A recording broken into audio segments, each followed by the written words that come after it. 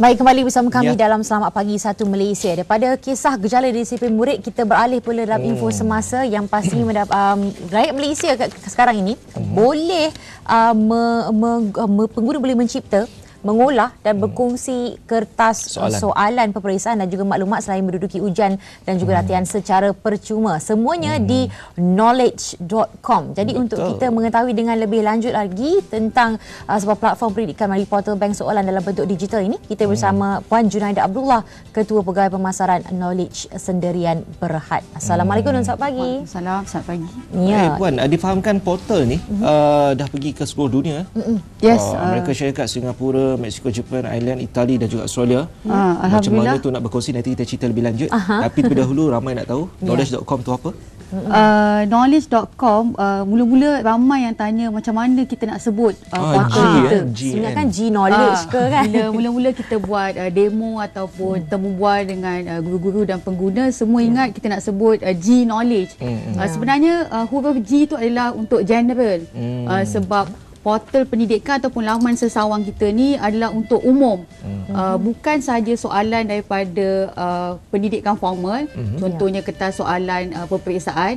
Bila kita lihat dalam portal kita tu, ada juga soalan yang berkaitan dengan karier, kepimpinan, dan ada juga kita nampak dah mula syarikat-syarikat yang kongsi soalan untuk appraisal, performance. Jadi instead of kita hanya tentukan ataupun tumpukan ataupun terlalu kecilkan fokus kita buat G-Knowledge. Tapi sebenarnya knowledge, pengetahuan, kita nak kongsi sama-sama, menyeluruh. Baik, kalau difahamkan di mana Malaysia baru je bermula dan dimulakan di luar negara aplikasinya. Kenapa di sana dulu baru di sini? Mula-mula kita tengok dulu macam mana adaptasi dan kesiapsediaan penggunaan ICT, kadar literasi penggunaan internet. Jadi ikut kajian kami sebenarnya baru bermula. Kita punya portal go live dalam Februari 24, 2011. Waktu kita mula-mula kami pun buat analisis market, negara manakah yang lagi senang untuk mendapat resepsi mengenai penggunaan ICT sebagai pemangkin dalam pelajaran. Bila kita tengok Singapura pada ketika tu lebih maju sedikit daripada kita, mungkin sebab penerimaan dan awareness lagi tinggi di sana. Jadi kita mulakan dengan Singapura. Waktu kita mula di Singapura, kita ada lebih kurang lebih daripada 800 set soalan. Hingga hari Jumaat minggu lepas, laman sesawang kami ada lebih daripada 1,500 set soalan. Dan bila kita mula memperkenalkan dalam Malaysia, sekarang kita ada lebih kurang 20% soalan, iaitu lebih kurang 300 set soalan daripada Malaysia. Kita tengok penerimaan guru-guru di Malaysia semakin baik. Kita mula tunjukkan bahawa masa kita sekolah dulu, kalau saya daripada sekolah Sri Puteri, saya tak ada kawan dekat, for example, Tengku Kusya College, saya tak dapat tengok soalan. Apakah bentuk soalan.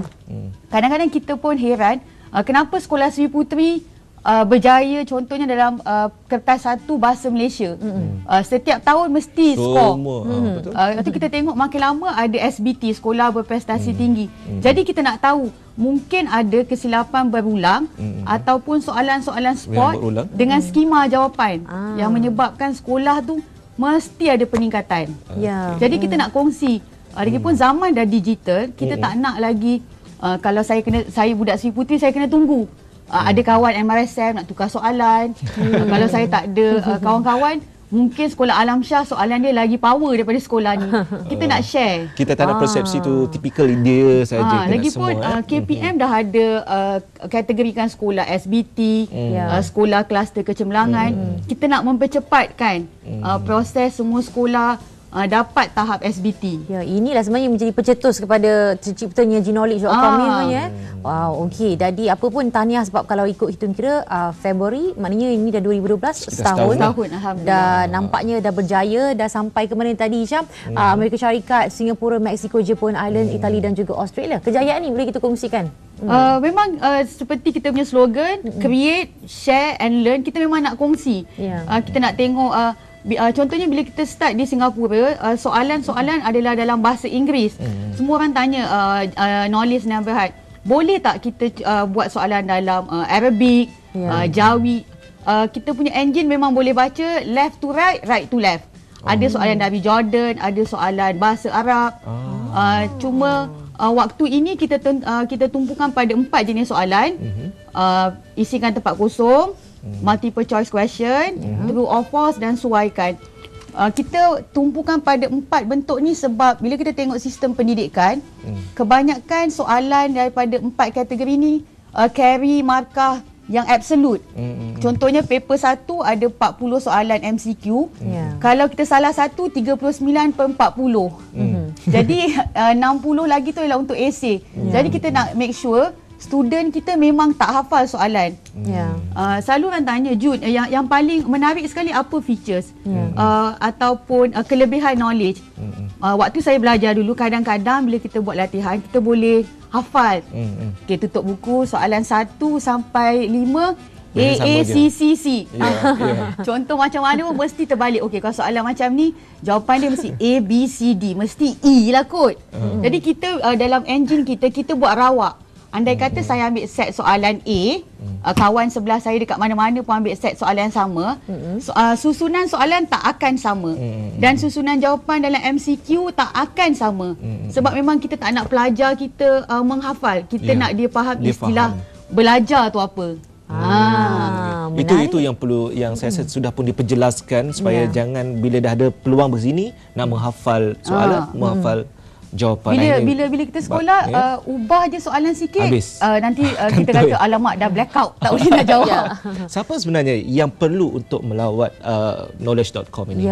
Saya teringin juga sebenarnya, tapi kalau dia teringin, dia dari sudut mana yang dia perlu lihat knowledge.com? Untuk daripada sektor pendidikan, fokus target group kita adalah guru-guru, ibu bapa dan pelajar. Ada separuh pengguna yang terdiri daripada ibu bapa yang boleh tengok prestasi anak dia. Dia tahu pukul berapa anak dia login, berapa kali percubaan untuk set soalan tu. Jadi ibu dia boleh tengok apakah kesilapan berulang, topik mana yang harus ditekankan. Mungkin bila kita pergi tuition ke ambil tutorial kat sekolah, kita ingat topik 1 menyeluruh topik 1. Kadang-kadang ada subtopik tu yang perlu ditekankan untuk ulang kaji. Kalau untuk selain daripada sektor pendidikan, kami sedang buat compiling, kumpulkan soalan-soalan untuk learning and development, untuk human resource. Contohnya leadership, business ethic. Tapi soalan kami tak boleh terus masuk dalam portal. Kita punya quality control untuk memastikan kesahihan, untuk memastikan sumber dan tak ada sebarang isu yang berkenaan dengan copyright. Okey. JT Doldo dekat Facebook, dia bertanyakan tentang DKI untuk sekolah untuk sekolah menengah saja ataupun sekolah rendah pun ada. Jadi kalau kita boleh rangkumkan, sebenarnya daripada awal pendidikan kanak-kanak dah boleh pakai ataupun selagi pengguna kita tahu nak menggunakan internet, dan kita punya features memang tak complicated. Kita ikut Facebook, kita ikut social network lain. Google contohnya cari soalan, dia dikategorikan tajuk, sekolah, negara, darjah. Jadi andai kata nak tengok darjah 2, so pergi dekat field darjah 2, kertas-kertas soalan atau subjek akan terus keluar apakah subjek yang ada. Jadi untuk portal ni bersesuaian di antara umur 8 tahun hingga ke peringkat atasan. Mesra pengguna lah maknanya. Mesra pengguna. Tak ada masalah macam penuh ke tiba macam lambat ke. Itu semua bergantung kepada internet. Server kita dan kita punya pelayan memang working on 24 hours. Sebab ada perbezaan masa. Lepas tu bila kita start tahun lepas, memang kita tengok penerimaan daripada Mexico dan Amerika Syarikat amat mengkagumkan. Kita pun kadang-kadang ada berhubung dengan pengguna daripada sana, tanya apakah yang menyebabkan mereka terus menggunakan. Ada satu pengguna daripada Mexico, dia dah buat lebih kurang dalam 300 set soalan, banyak.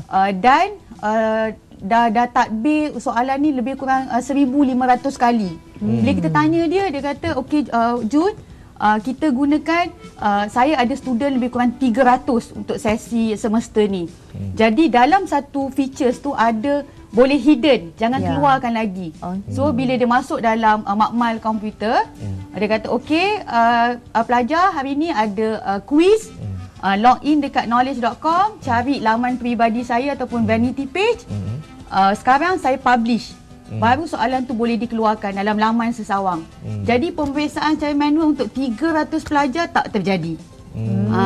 Bila student submit test paper, pengajar ataupun lecturer boleh terus dapat markah. Jadi mudah. Lagi mudah. Okey, ada apa-apa tarikan istimewa tak daripada knowledge.com sendiri? Dia kata macam kalau pelayar terbaik ke apa ke? Waktu hujung tahun kita tengok festive season. Jadi kita tengok pengguna mula kurang nak guna.